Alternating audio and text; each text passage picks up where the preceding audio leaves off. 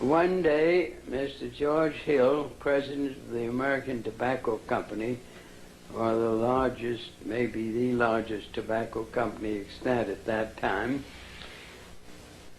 called me in and said, we're losing half of our market. And I said, why, Mr. Hill? He said, there's a taboo by men that does not permit women to smoke, either in public or even at home. What can we do about breaking down that taboo? I said, have I your permission to see a psychoanalyst? He said, what'll it cost? I said, let me ask. So I called up Dr. Brill, who was one of the great disciples of my uncle Sigmund Freud. Said, what'll it cost, Dr. Brill, for me to have a little conference with you on a question that is of importance to the people whom I'm working with?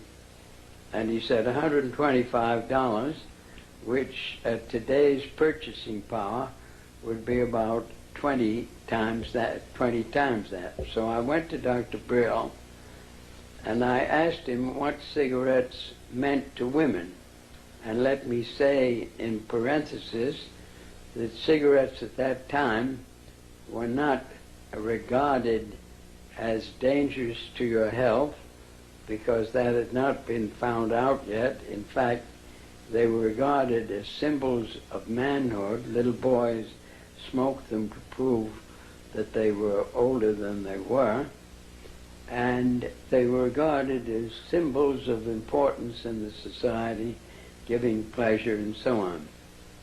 So I went to Dr. Brill and asked him what cigarettes meant to women, and he answered very quickly, cigarettes are torches of freedom to women. They want to smoke to dramatize man's taboo against women by not permitting them to smoke, and that's why they want to smoke. And then he added as an afterthought, and they titillate the erogenous zones of the lips. Here I had my $125 worth of knowledge. What could I do with that information? I decided that there were 2 days of freedom in the United States. One was July 4th, political freedom, but that was no good because people were in the country using firecrackers to celebrate the day. They were permitted at that time. This was some 50 years ago. The other day was Freedom of the Spirit, Easter Sunday, and it occurred to me that any young debutante who was aware of the times and of herself as a woman being discriminated against would be delighted to walk in the Easter parade with her bow to dramatize the idea that cigarettes were indeed torches of freedom, and to validate and to invalidate the taboo against women smoking.